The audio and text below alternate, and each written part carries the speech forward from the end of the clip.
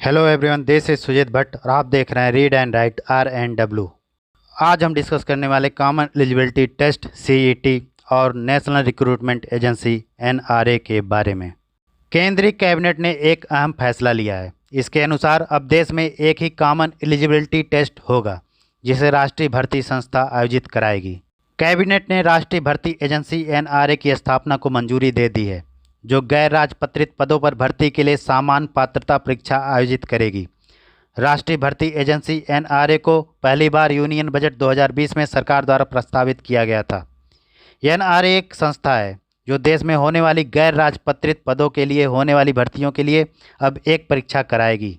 चलिए जानते हैं कि ये राजपत्रित अधिकारी और गैर राजपत्रित अधिकारी होते कौन हैं, आखिर इनमें अंतर होता क्या है।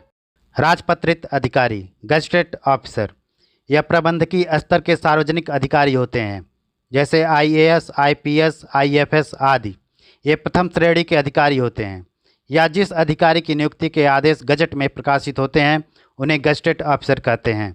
राजपत्रित अधिकारियों को आधिकारिक मुहर जारी करने का अधिकार भारत सरकार के राष्ट्रपति या राज्यों के राज्यपालों से प्राप्त होता है। इसमें ग्रेड A ऑफिसर आते हैं। गैर राजपत्रित अधिकारी नॉन गजटेड ऑफिसर वह सरकारी नौकरी या पद जो व्यक्ति को सरकार की ओर से आधिकारिक मुहर जारी करने का अधिकार नहीं देता, उन्हें नॉन गजटेड ऑफिसर कहते हैं।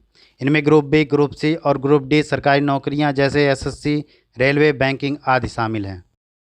NRA और CET के बारे में कुछ मुख्य बातें। National recruitment agency NRA CET परीक्षा आयोजित कराएगी, जो केंद्र सरकार की नौकरियों के सभी नॉन गजटेड ग्रुप B और ग्रुप C पदों के लिए इकलौती प्रवेश परीक्षा होगी। NRA अभी staff selection commission, railway recruitment boards और institute of banking service personnel के लिए कॉमन एलिजिबिलिटी टेस्ट कराएगा। ग्रेजुएट, हायर सेकेंडरी और मैट्रिक के उम्मीदवारों के लिए अलग अलग स्तर की परीक्षाएं होंगी। इस परीक्षा में प्राप्त किए गए अंकों के जरिए उम्मीदवार अपनी योग्यता और प्राथमिकता के हिसाब से किसी भी सेक्टर में नौकरी के लिए आवेदन कर सकेंगे। जो उम्मीदवार CET परीक्षा को पास करेंगे वो भी किसी भी रिक्रूटमेंट एजेंसी में आगे उच्च स्तर की परीक्षा के लिए आवेदन कर सकेंगे, जहां पर फिर Tier 2 और Tier 3 जैसी परीक्षाएं होंगी। लेकिन CET का पाठ्यक्रम सबके लिए समान होगा। CET में लाए गए अंक 3 सालों के लिए मान्य होंगे और अंग्रेजी समेत 12 भाषाओं में इसकी परीक्षाएँ होंगी। इसके साथ ही हर जिले में एक परीक्षा केंद्र बनाया जाएगा। केंद्र सरकार में अभी 20 से अधिक रिक्रूटमेंट एजेंसियां हैं। शुरुआत में 3 एजेंसियों के लिए परीक्षाएं आयोजित की जाएंगी, जिसे आगे चलकर सभी रिक्रूटमेंट एजेंसियों के लिए लागू किया जाएगा। प्रधानमंत्री ने ट्वीट कर बताया कि NRA करोड़ों युवाओं के लिए एक वरदान साबित होगा। CET के जरिए न केवल कई परीक्षाओं को खत्म करेगा, बल्कि यह संसाधनों के साथ साथ समय की बचत करेगा। इसके साथ ही पारदर्शिता को भी बढ़ावा मिलेगा। गृह मंत्री ने लिखा कि NRA समाज के सभी वर्गों को बराबर का मौका देगा। हर जिले में एक परीक्षा केंद्र होगा। परीक्षा कई भाषाओं में होगी और CET का स्कोर 3 साल तक मान्य होगा।